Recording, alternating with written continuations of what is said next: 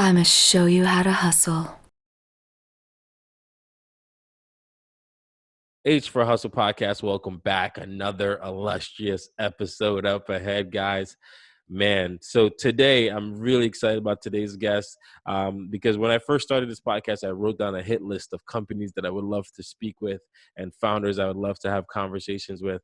And today, one of those actually people got checked off the list, and Chip Hines and the Soulful Project was one of those people that I wanted to speak with.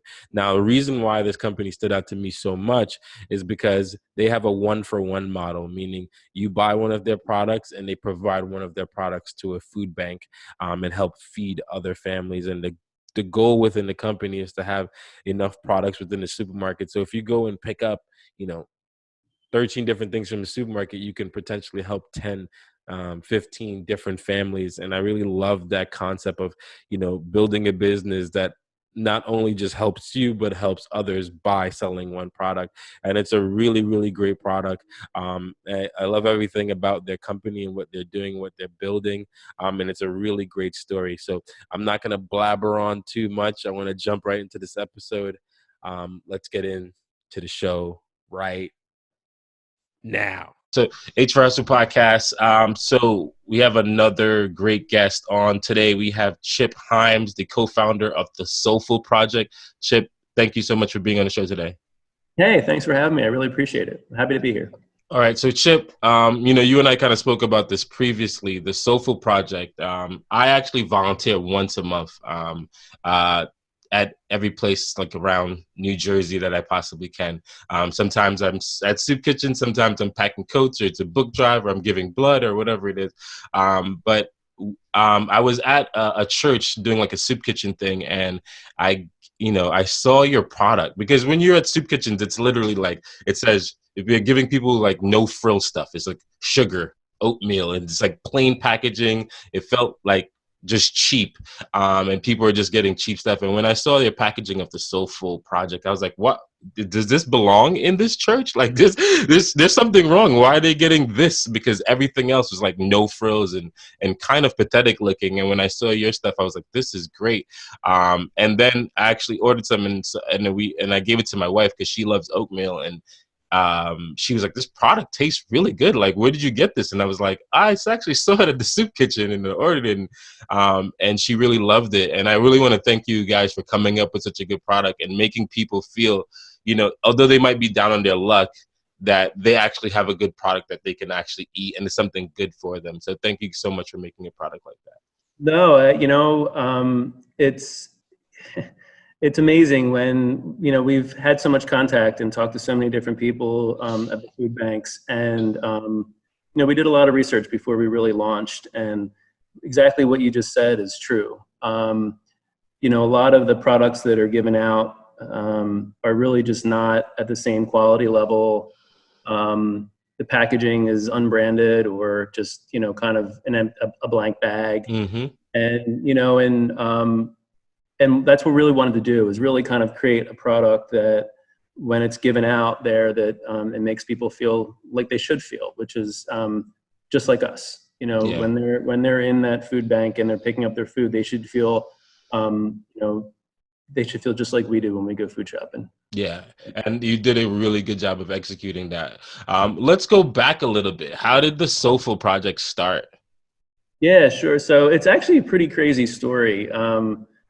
The other co-founder, Megan, and I were working at Campbell Soup Company. I had been there for 15 years. I think she was there for maybe 4. And we were an innovation team. We were doing innovation work. And a lot of that's a lot of upfront research. The big belief that consumers, really have to know the consumer. And so we were doing what they call in-home ethnographies, which is where you go into people's homes, you meet with them, you talk to them about what they eat, what they do, how they go about their day. And we were on a business trip in Texas, actually. And while we were there, we were supposed to be meeting with families that had, fairly high income level. And just somehow this family kind of snuck in, and when we got there to meet with them, they didn't have any food in their home at all. They actually were living hand to mouth. It was a mom and 3 kids. Wow. Yeah, it was, thinking back, I mean, it was very, very, it was unexpected, and it was really emotional. I mean, you're in there, you're looking, you're seeing, didn't expect it, and you saw how they were living. I mean, the mom was, she was telling us about how she was trying to teach her kids how to eat well with the little money that they had, and she was giving them, I think it was like $5 a week, and saying like, look, you have $5, you know, go through like Walmart and buy as much as you could and try to get yourself through the week. And the older boy, he uses money on fish sticks. Wow. And when he got home, it was a Sunday, and he got home and he ate them all. And then he didn't have anything left For the whole week. Like for the week. Wow. And you're sitting there like, oh my God, like, okay, so it completely wipes away any, you know, it just totally wipes away any problems you have, and you think, wow, this is insane. And the fact that I work for a company that makes food, how is that not, you know, how can we not, you know, how can this not be fixed? Yeah, it's like a punch to the heart, because you see how much waste is happening on the other side, and now there's a family here with absolutely no food. Totally, that's exactly. And you think that, and you think like, I don't understand, like there's food being made here and I see it, and there's no food here, and what's going on? So basically, you know, when Megan and I left there, we made a promise to ourselves we would do something, try to fix this or try to help. And we gave them extra food and money and things like that, because we did it through the research. But yeah.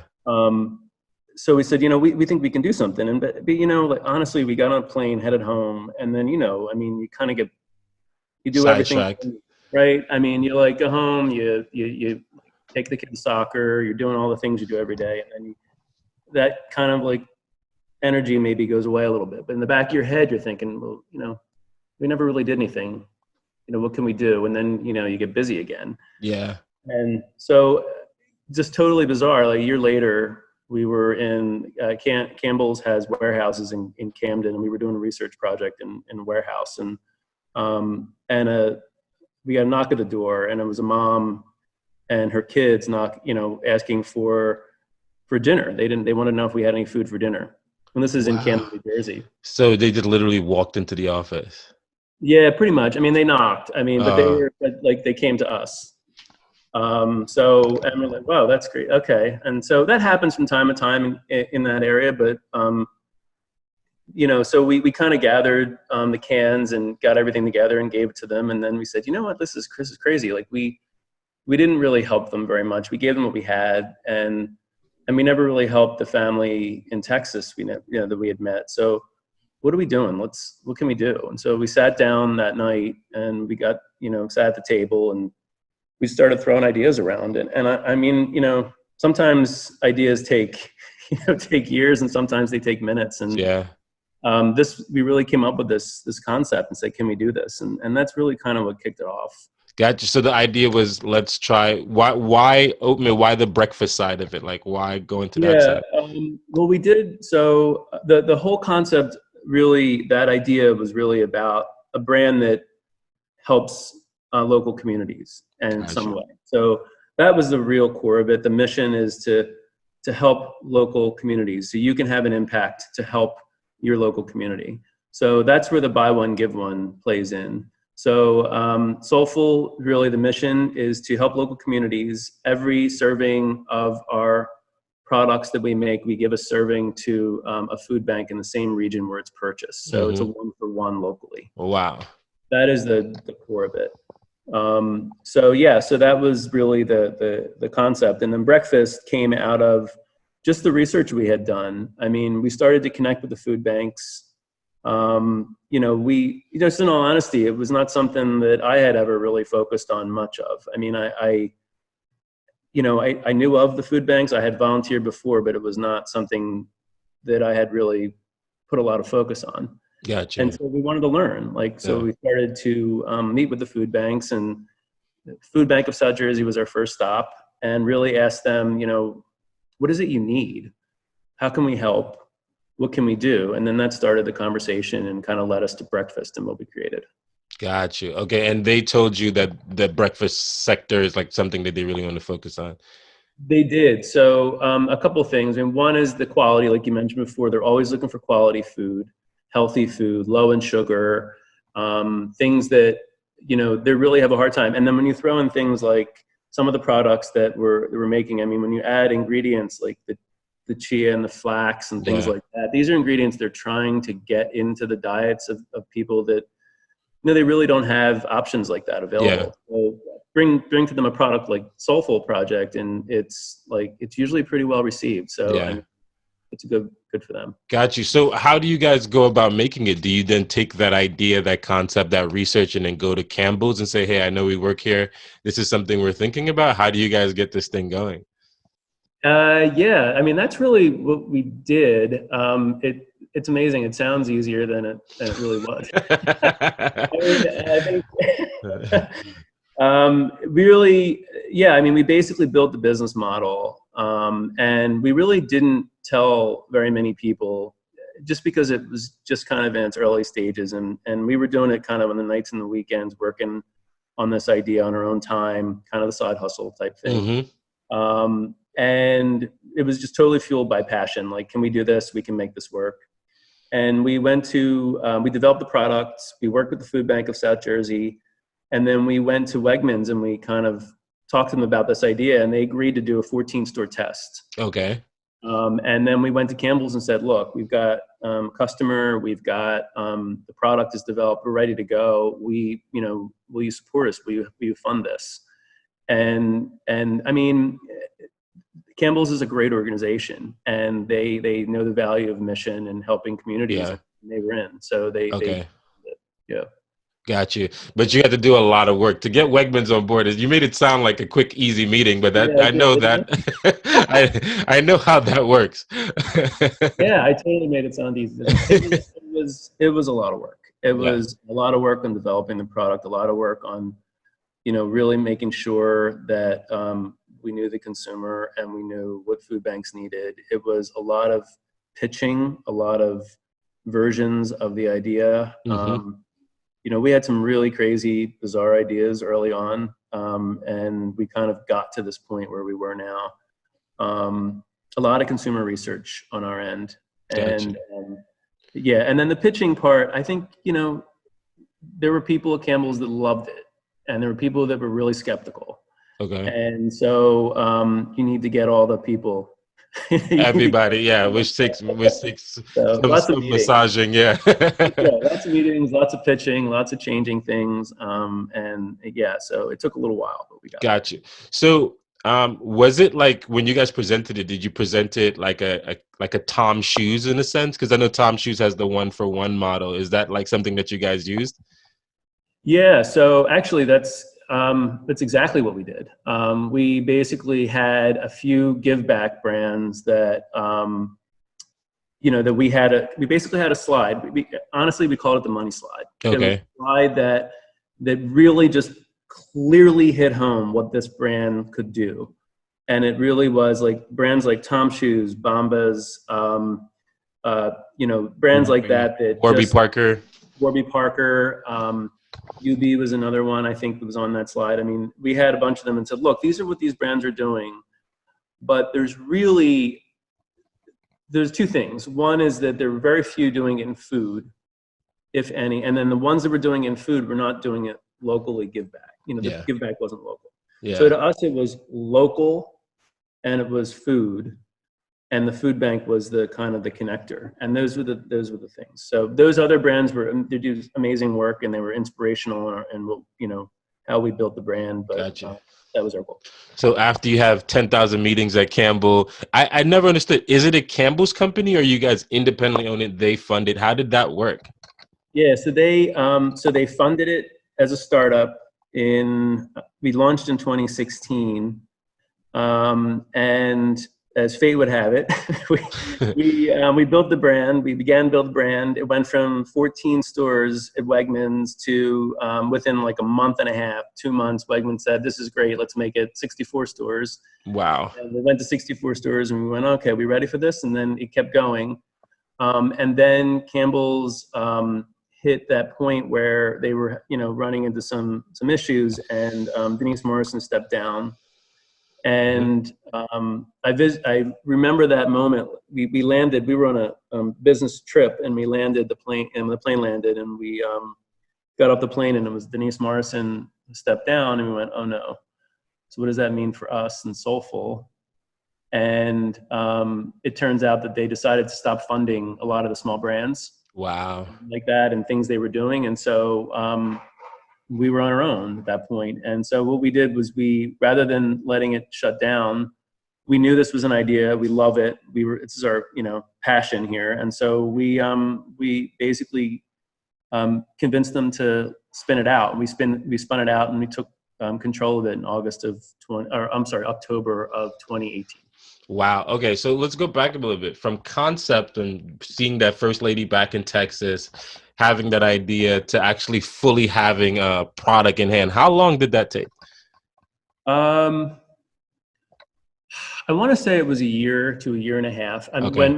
When it came to shelf, you mean like? Yeah. It actually hit shelf. Well, it launched in August 2016. So yeah, it's somewhere in 2014. So about a year and a half, I think. Gotcha. Got to shelf. Yeah.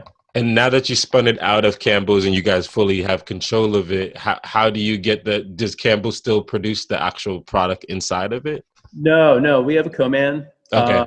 And no, they never actually did. Okay. We were working with manufacturers that were connected to Campbell's, and we kind of went and we had to rework a lot of those pieces, but now we're totally separate. And Campbell's, the people at Campbell's love they support the brand, love the brand, but it's not connected really in any way with Campbell's. Gotcha.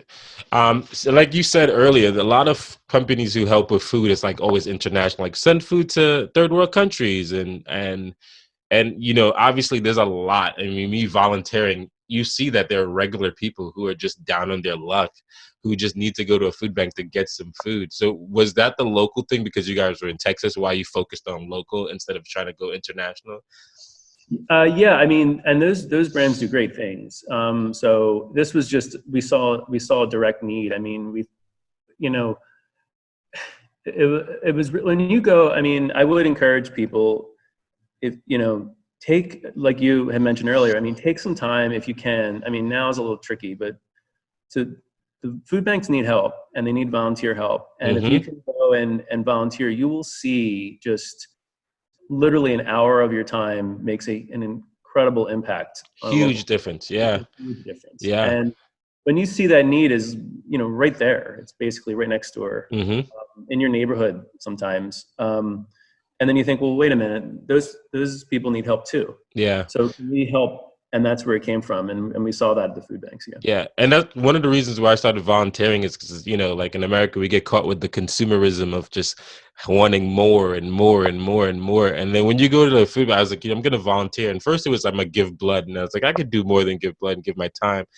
And when you go there and you see like people who are coming for this food, and you're like, this is a lady with 3 kids. She looks like works at the post office. Like, like it looks like a regular person. You start seeing that there's some people who are down on their luck, and then there's regular people, and you start realizing that, wow, there's food shortages here too that we're not addressing, that, we get so caught up in like the consumerism and everything that goes on around us, that there are people actually not eating food on an everyday basis, which is so crazy.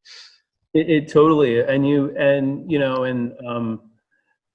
it just takes a minute. Sometimes you're able to have conversations and talk to them and hear. And then I think what sparked kind of the other part of Soulful. So when we launched, we decided, look, we want to really learn as much as we can, and we want to kind of live into this as much as we can. And so in August of 2016, we decided to do what we called Soulful 100, which is we volunteered for 100 straight days. Wow.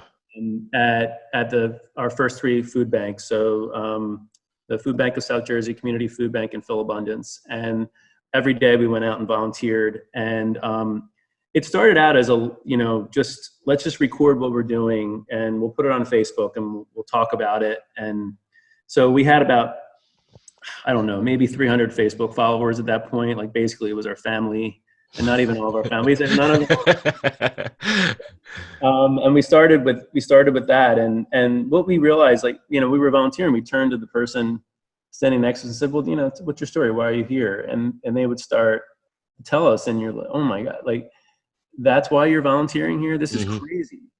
And can we share the story? This is incredibly inspirational. And then we started to share those stories, and people started sharing the stories we were sharing. And by the time we were done 100 days, we were at about 19,000 followers on Facebook.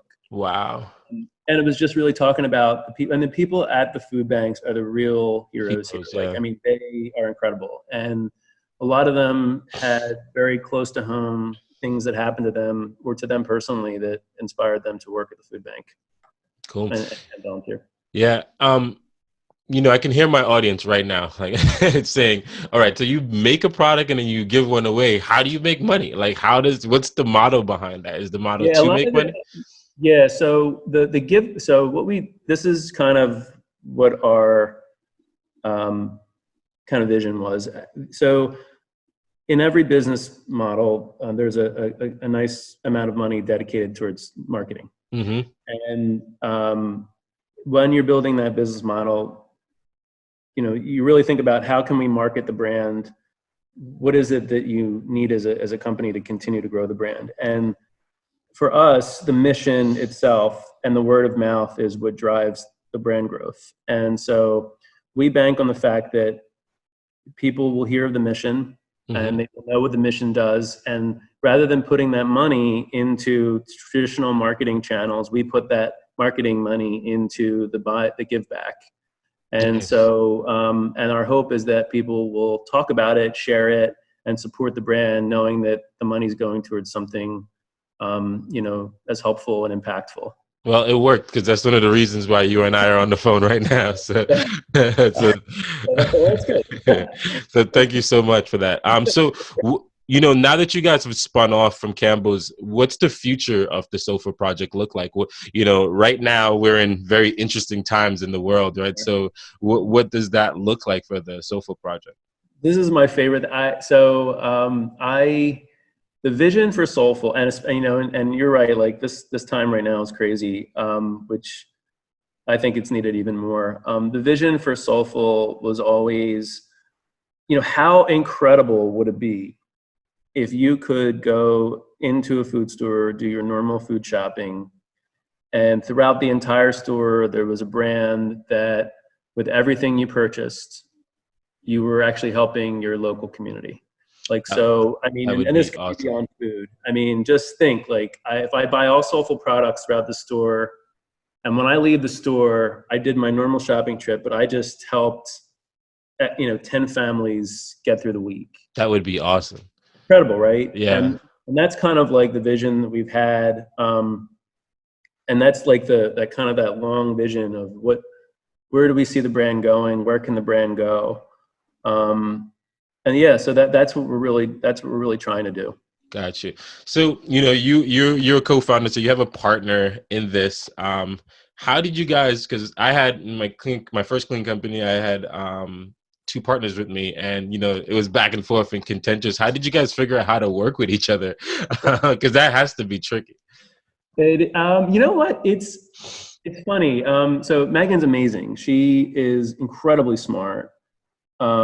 Just amazing person. And really, we just think differently. So, and we kind of balance each other out.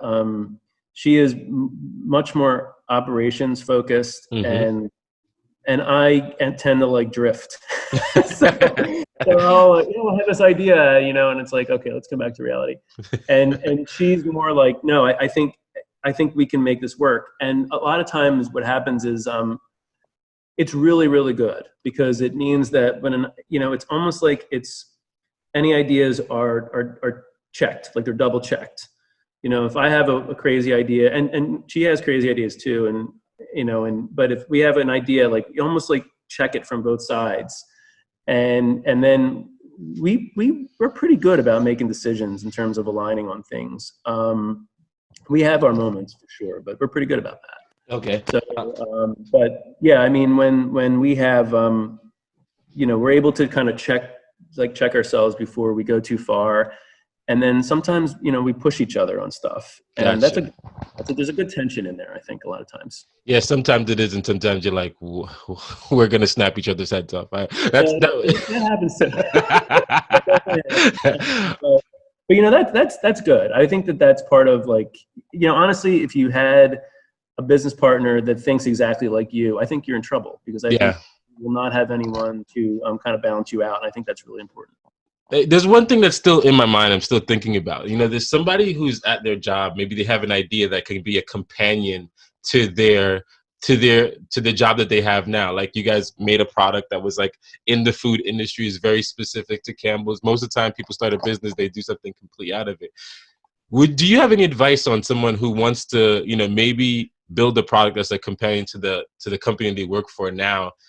How would you give them advice on approaching that company, on approaching them with that idea? Because you did something that most people don't do. They usually do something created in private and then be like, we got funding, peace, we're out. You would quit the job. Instead, you guys bought it to the same company that you worked for, which is interesting.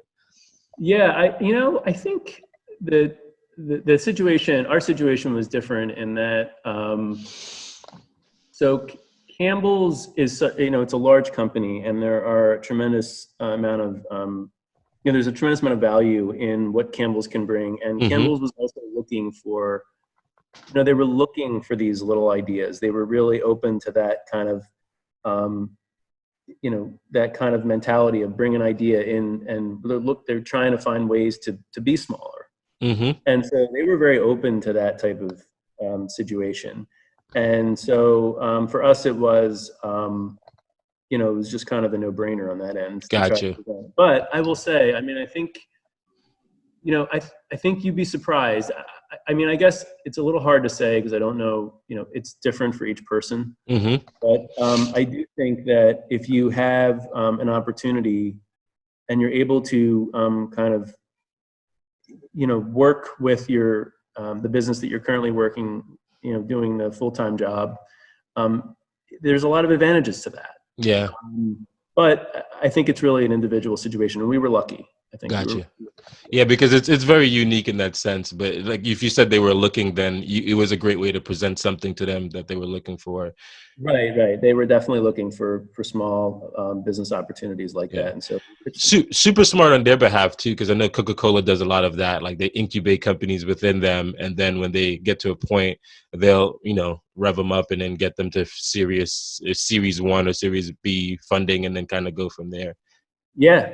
And yep, that's exactly. And that was in the beginnings of happening at Campbell's, but then things changed. But Gotcha. It was a good opportunity for us. Gotcha. So I'd be remiss if I didn't talk about this time with COVID-19. How are you guys maintaining with business at this time?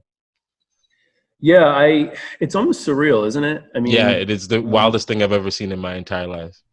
I don't even, when I go food shopping, I can't quite grasp it until I see it. I think on the one hand, we're very lucky as a business. Well, first, personally, we have directly, not very many people that we know of have really been affected by it. So we're lucky on that. I'm very lucky health-wise. So that's great. From a business side, it really has been insane. Parts of the business that maybe were a little smaller have blown up, and some of the businesses that, parts of the business that were a little bit bigger have kind of changed. And shrunk, yeah.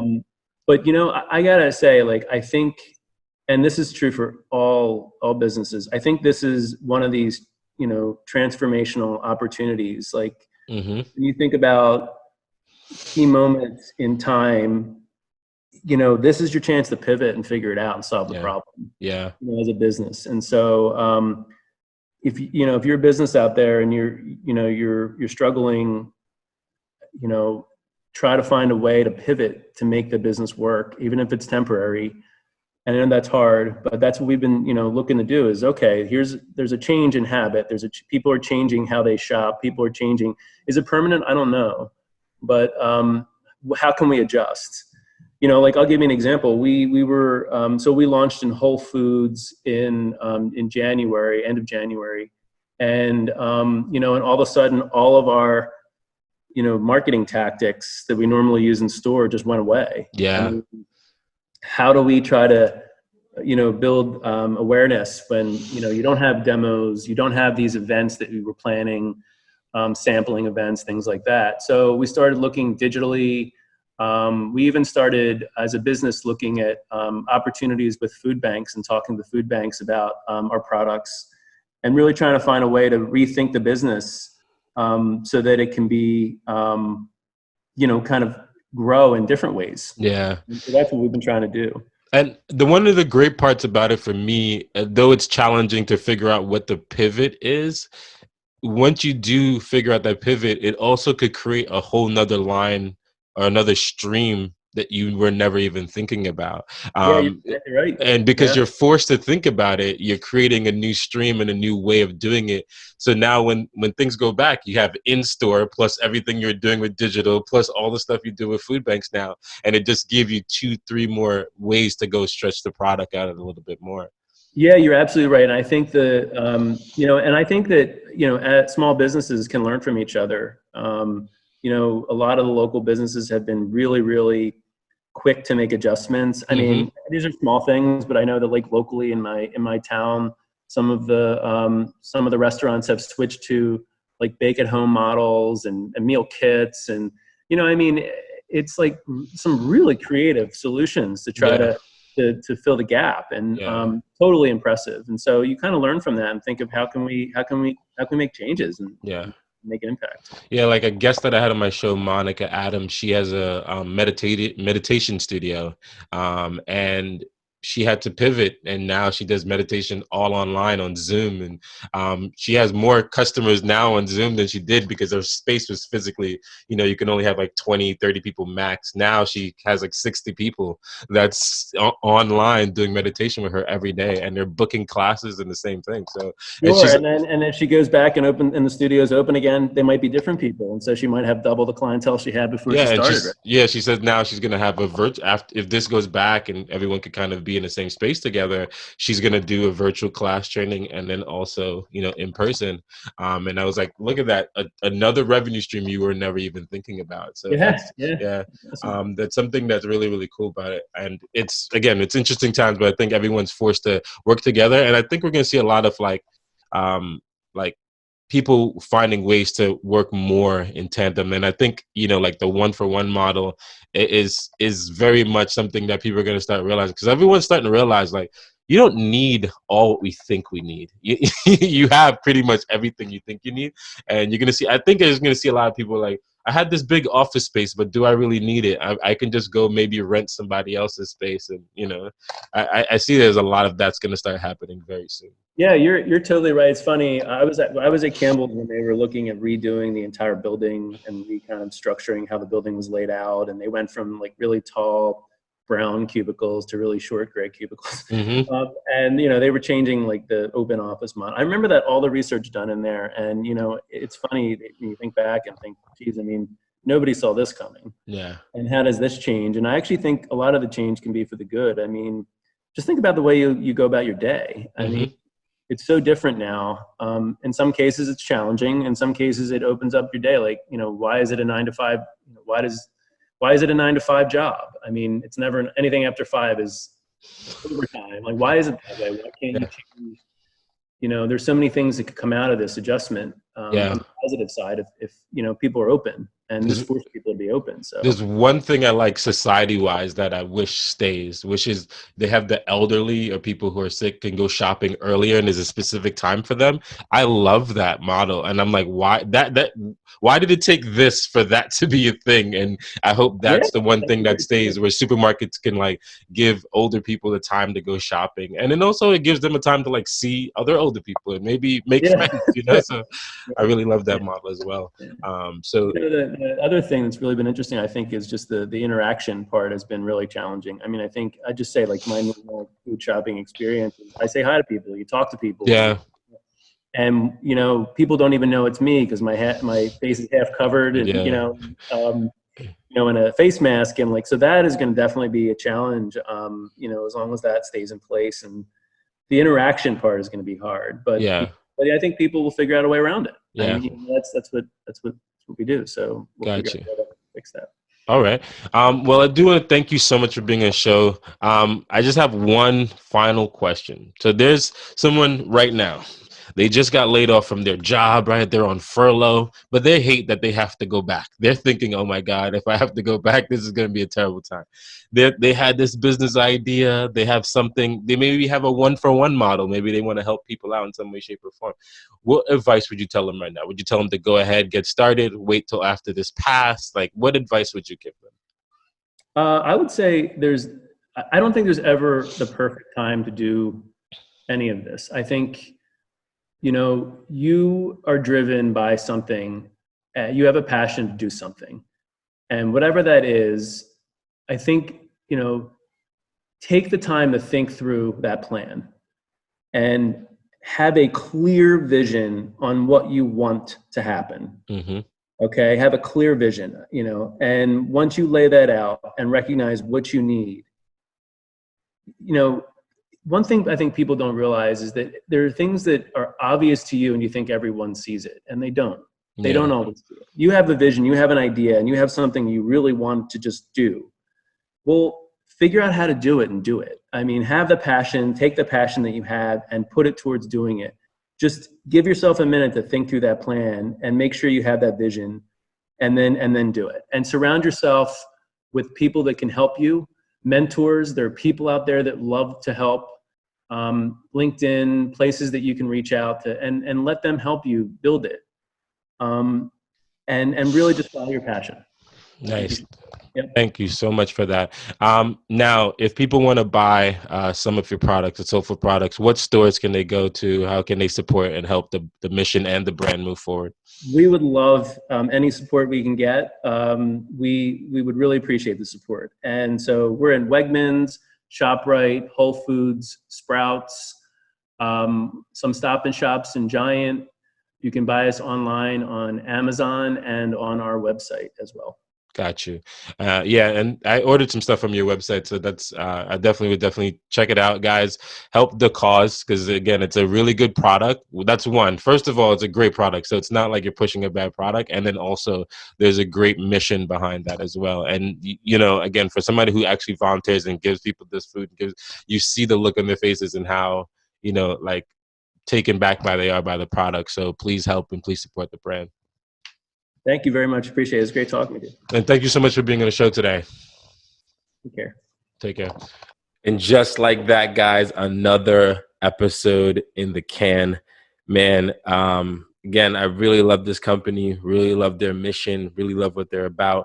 And they even are taking it one step further right now through COVID-19.